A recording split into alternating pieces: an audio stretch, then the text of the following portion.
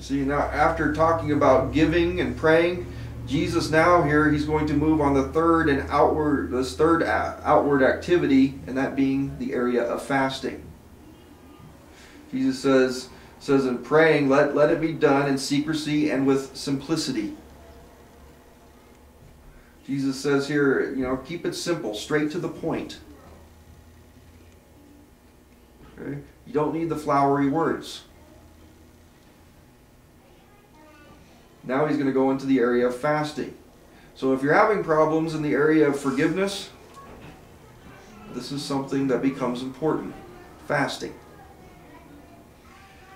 In verse 16 it says, "Moreover, when you fast, do not be like the hypocrites, with a sad countenance. For they disfigure their faces, that they may appear to men to be fasting. Assuredly I say to you, they have their reward. But you, when you fast, anoint your head and wash your face, so that you do not appear to men to be fasting, but to your Father who is in the secret place. And your Father who sees in secret will reward you openly."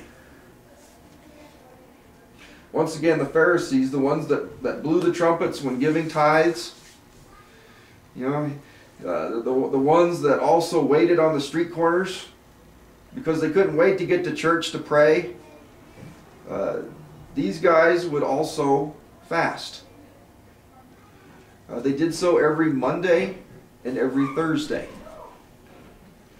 When they did this, they would walk around with long faces, keep their mouths sucked in. They didn't brush their teeth. They wouldn't comb their hair. They looked as though they were about to die. Okay? People would go up to them and say, "Well, you look horrible. Are you okay?" They would respond, "Oh, I'm okay. I'm just fasting." The person would then say, "Wow, you must be so spiritual. Look at you." Jesus said then, he's saying, when you fast, comb your hair, wash your face, and do not appear as though you're fasting. Go brush your teeth. Get yourself cleaned up. You see, your Father in heaven who is seeing you in secret is going to reward you openly. Fasting, you see, is an important element in discipline. It's often ignored by American Christians. In the scriptures, we see fasting used in two cases. The first is in the area of direction. You see, fasting was used in the books of Ezra, but used in the books of in the book of Nehemiah, and we see Jesus doing it. Moses also one who did it. In the book of Acts, chapter 13, when the people had a desire to know God's will, we see them doing it. See, they wanted to know God's direction. So you see fasting used to seek God's direction in both the Old and the New Testaments. Secondly, you're going to see people doing it not only for God's direction, but also for liberation. So we see it for direction and liberation.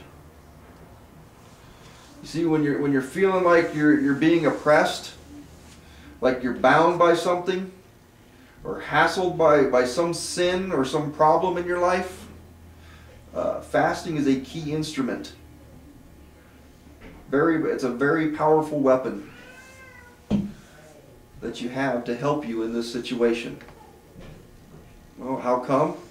Well, when it comes to liberation, there's this dynamic that takes place when you fast, that you say no to something. That no to your stomach.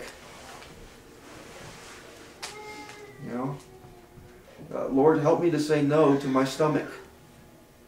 That time when your stomach is growling and it's demanding, saying, "I want a triple Whopper with cheese."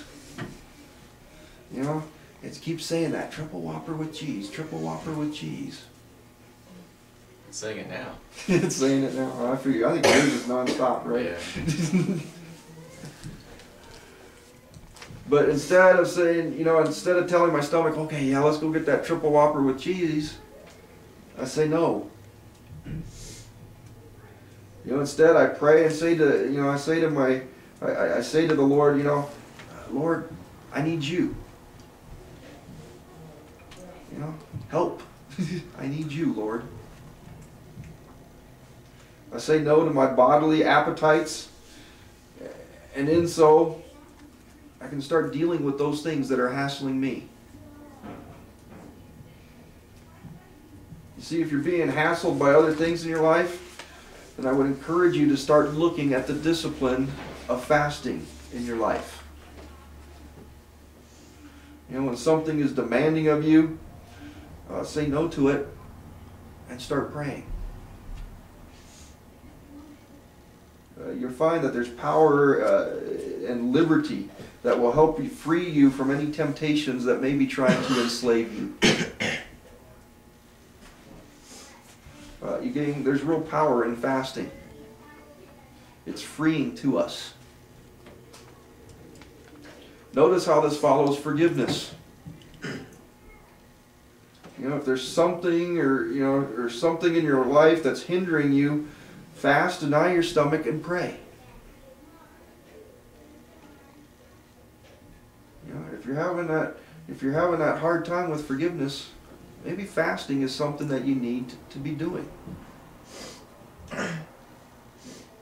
It'll liberate you. Fasting, like I said, also gives us direction.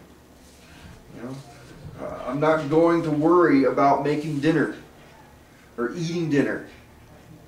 And then I won't have all these dishes to be doing. Sure, Marcus would appreciate that. Fast more, less dishes. Paper products. Yeah. Yeah, we'll be saving paper products too. Instead of, and you see, when you do that stuff, you're saying, you know what, I'm going to use this time to seek my Father instead.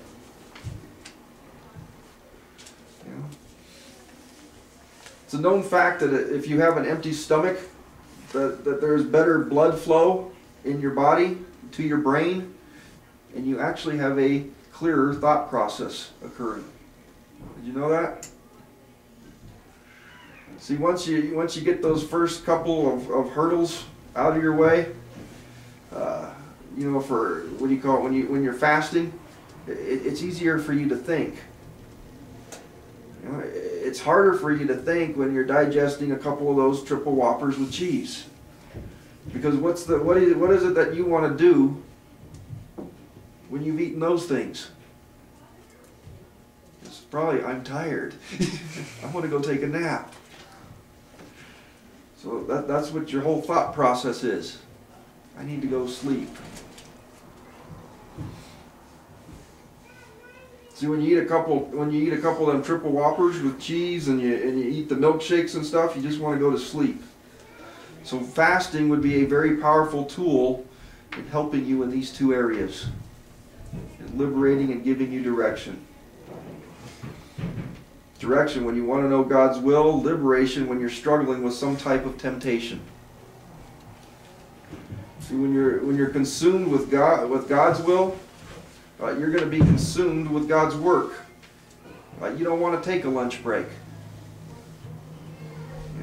I really need to know God's will, and I become desperate. I really want to do the Lord's work. It makes sense to not eat and to focus on Him. When you fast, Jesus says, you will be rewarded. But make sure you're not doing it in a way to be noticed by men. But do it secretly, and your Father that sees you in secret will reward you openly. I think this is something that we've really lost in American Christianity, is fasting.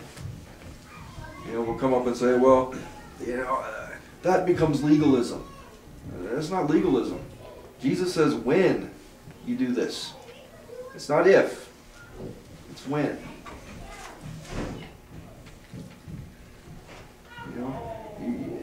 it's a real big tool in helping us to know His direction and helping us in those areas of temptation.